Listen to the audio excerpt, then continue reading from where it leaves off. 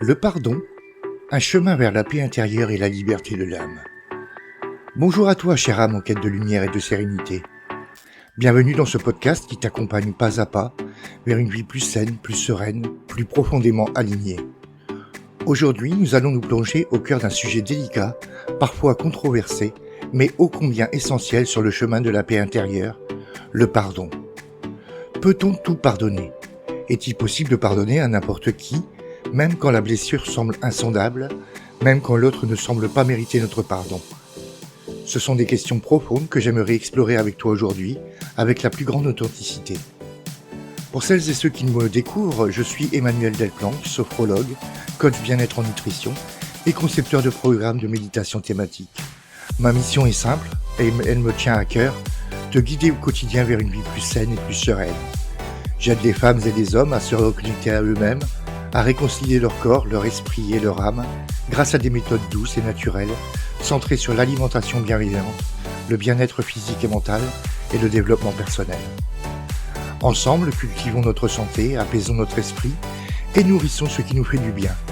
Ensemble, avançons vers une vie pleine de sens, un épanouissement profond qui commence dès aujourd'hui.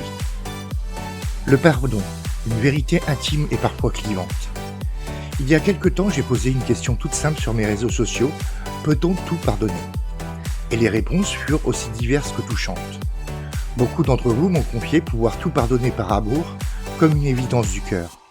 D'autres, au contraire, pensent que certaines choses sont impardonnables, que certaines personnes ne méritent simplement pas notre grâce. Je l'avoue, j'adore recevoir vos commentaires sous mes publications Facebook, YouTube ou Instagram. Elles sont une source d'inspiration précieuse, une boussole qui m'aide à construire ces podcasts et à prendre en compte vos réflexions. Alors si tu es une âme silencieuse, je t'invite vraiment à te manifester, tes pensées m'aiguillent et nourrissent notre dialogue. Et je comprends chaque point de vue, chaque ressenti. Le pardon n'est pas une vérité absolue gravée dans le marbre. Il est profondément intime. Il dépend de notre histoire, de nos blessures, de nos valeurs, de notre capacité à traverser ce qui nous fait mal. Mais aujourd'hui, j'aimerais partager avec toi une vision peut-être un peu différente du pardon. Une vision que j'ai moi-même construite à travers mes propres expériences, mes douleurs les plus vives, mes confrontations à l'injustice, au rejet et à la trahison. Cette année fut pour moi une année de travail intense sur le pardon. J'ai dû pardonner des choses très difficiles, pardonner à des gens que j'aimais profondément, à d'autres que je n'aimais pas, à des situations qui, sans être graves, m'ont fait atrocement souffrir, et même à des personnes qui, selon moi, ne méritaient absolument pas mon pardon. J'ai trouvé ce travail à la fois exigeant et incroyablement libérateur, et c'est cette libération que je souhaite t'offrir de tout mon cœur. Pardonner, c'est le cadeau que l'on se fait à soi. La première chose essentielle que j'aimerais poser ici, c'est une clarification fondamentale. Pardonner, ce n'est pas dire que ce qui s'est passé est acceptable.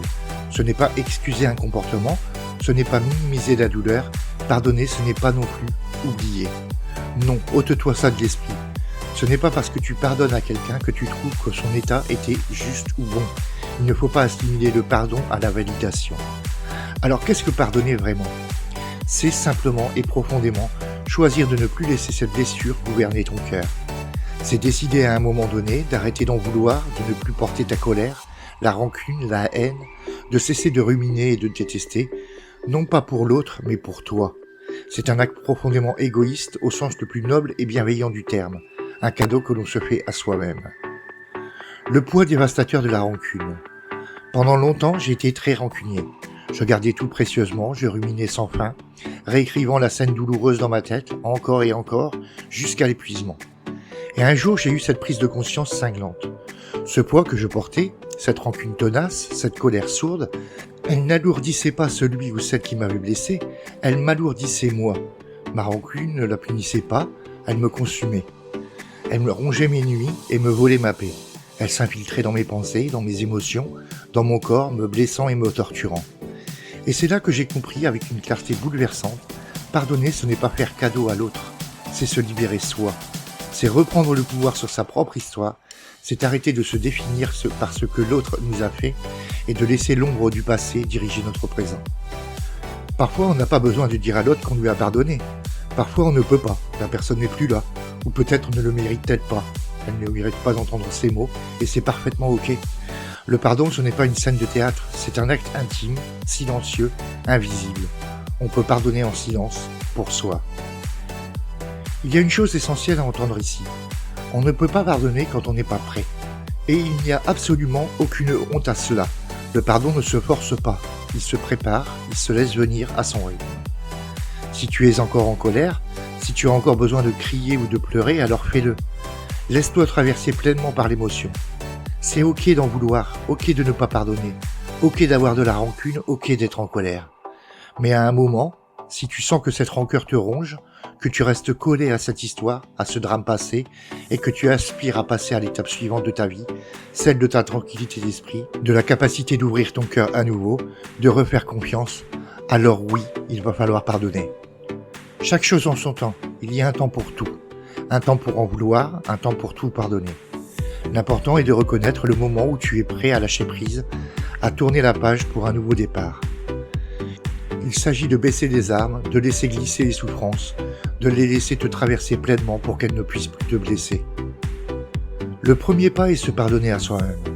Pardonner est un chemin, et ce chemin commence souvent par une étape fondamentale, la plus difficile peut-être, se pardonner à soi-même. Se pardonner d'avoir été là, d'avoir laissé faire, de ne pas avoir su partir plus tôt, de s'être oublié, de s'être perdu, d'avoir dit ou fait ceci ou cela, d'avoir vécu cela. Il faut d'abord te tendre la main à toi-même, t'offrir cette clémence et cette bienveillance avant de pouvoir tendre la main à l'autre, même en pensée. La rancune, on l'a dit, est une émotion dévastatrice. Elle vous ronge de l'intérieur. Pardonner, c'est lâcher prise, rendre les armes et arrêter de te battre contre toi-même, contre ta propre histoire. Alors pardonner l'impardonnable.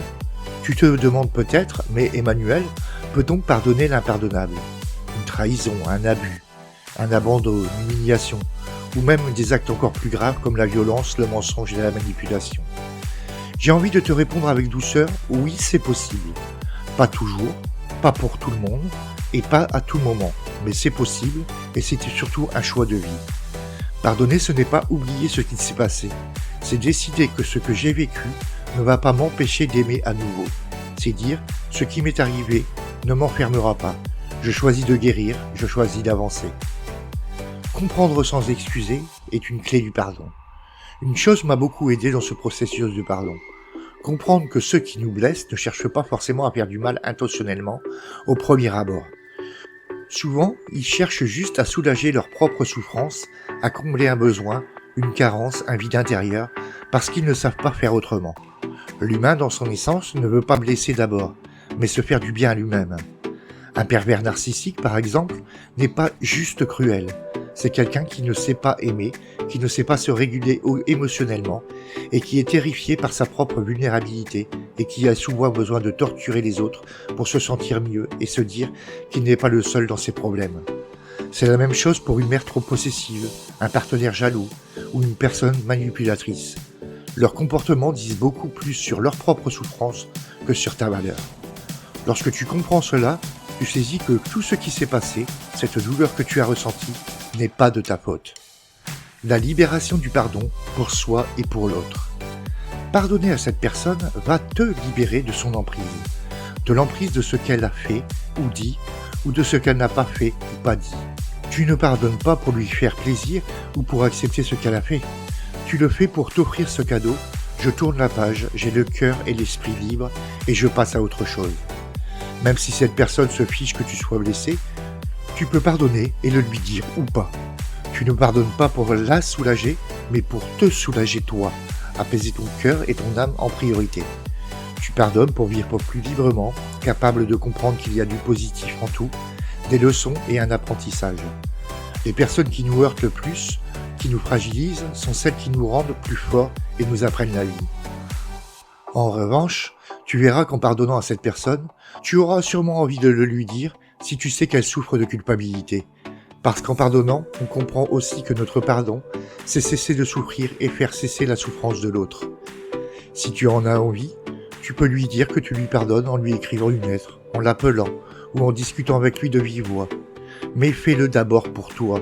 Et si c'est quelqu'un que tu as aimé ou que tu aimes, tu verras que tu le feras aussi pour lui. Voilà le vrai pardon. L'exercice du pardon, une lettre pour se libérer. Pour accompagner ce cheminement, je te propose un exercice simple mais puissant. Si tu sens que tu es prêt ou prête, prends un moment pour écrire une lettre à la personne que tu as besoin de pardonner. Cela peut être quelqu'un d'extérieur, cela peut être toi-même. Dis tout ce que tu as ressenti, tout ce que tu n'as jamais osé dire, et termine cette lettre par une phrase puissante. Je choisis de te pardonner, non pas parce que tu le mérites, mais parce que je mérite la paix. Tu n'es pas obligé de l'envoyer, brûle-la, enterre-la, relis-la, fais-en un rituel, mais offre-toi ce moment de libération. Tu peux retrouver cet exercice ainsi qu'un support pour la pratiquer en autonomie dans les notes de ce podcast. Le pardon et la sophrologie, un travail transformateur. Le pardon est un travail que j'aborde très souvent dans mes séances de sophrologie. C'est un travail énergétique, symbolique, profondément transformateur. Il s'inscrit dans les phases de lâcher-prise, d'intégration et d'évolution personnelle. Par exemple, lors de mes rituels de pleine lune, je propose régulièrement des pratiques de libération émotionnelle centrées sur le pardon.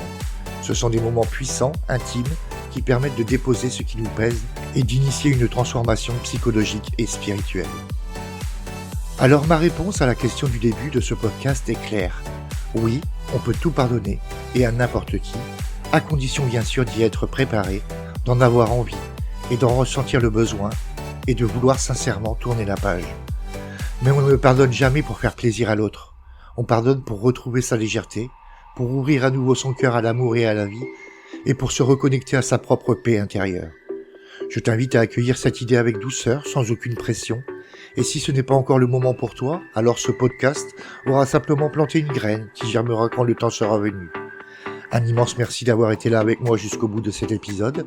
J'espère que cela t'aiguillera, que cela ouvrira des portes dans ton esprit et dans ton cœur. Si cet épisode t'a touché, je t'invite à le partager autour de toi, et je vous envoie toute ma tendresse et toute ma lumière. Je vous embrasse affectueusement, et je vous retrouve la semaine prochaine pour un tout nouveau podcast. Avec toute ma tendresse, Emmanuel.